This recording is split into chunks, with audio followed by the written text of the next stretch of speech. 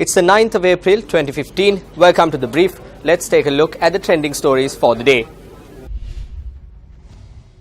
Now, the mortal remains of the late Chief Prelate of the Askiri chapter of the Siam sect, Most Venerable Udugama Sri Buddharakkhita Thero, was brought to the country last night.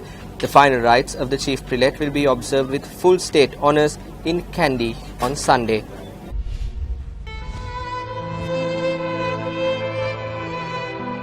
Most Venerable Udugama Sri Buddharakkhita Thero passed away while receiving treatment at a hospital in Singapore. The mortal remains of the Chief Prelate will be taken to the Asgiri Mahavihara in Kandy. Preparations have been made for the public to pay their respects to the late Chief Prelate on either side of the Colombo-Kandy road.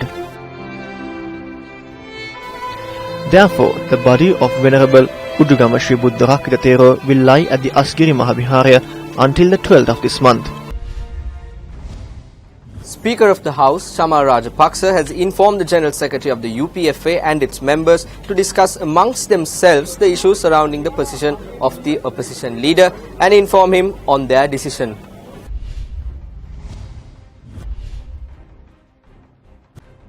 එක්සත් ජනතා නිදහස් සන්ධානයේ බහුතරයක් විපක්ෂයේ ඉන්න බව. It is evident that a majority of the SLF peers are in the opposition. General Secretary of the party, Susil Premajayantha, has written to me seeking that Nimal Siripala de Silva be appointed as the opposition leader. If there is a change, that is evident at present, and if you need to work together under one consensus, I propose to Susil Premajayantha himself to discuss this matter with all the MPs and resolve this issue, and thereby nominate a person to me. A clash broke out between a group of officials and councillors at the Panadura Urban Council yesterday. 3 people, including a councillor, were injured in the clash.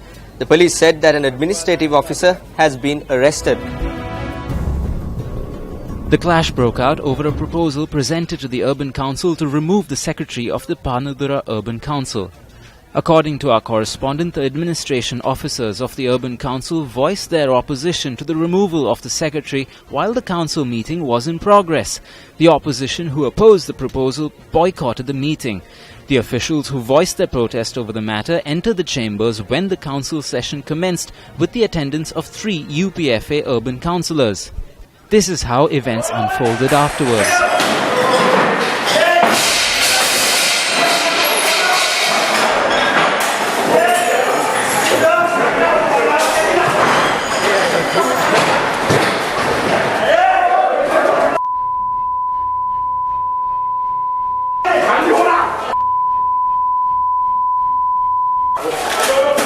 Our correspondent said that the councillor who was injured in the clash has been admitted to the Kalutara General Hospital, while the 2 officials who were also injured have been admitted to the Panadura Base Hospital.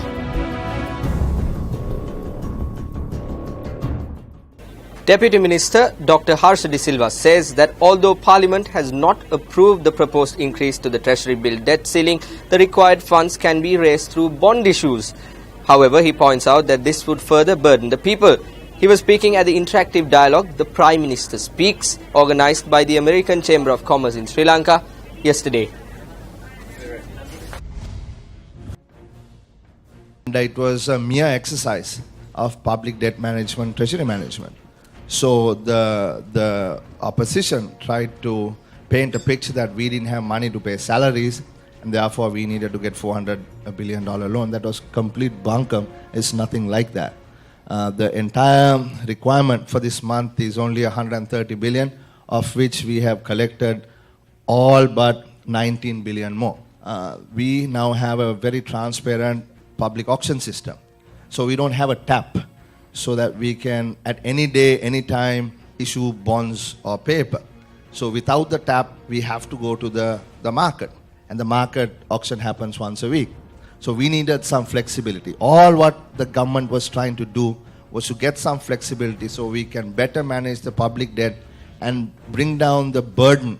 And when we borrow, we need to borrow at the lowest possible cost to the people. And that's all what we were trying to do. So there's absolutely no loss to the government. The loss is for the people. So the opposition or the section of the opposition went against the people. So they'll have to answer to the people, not us.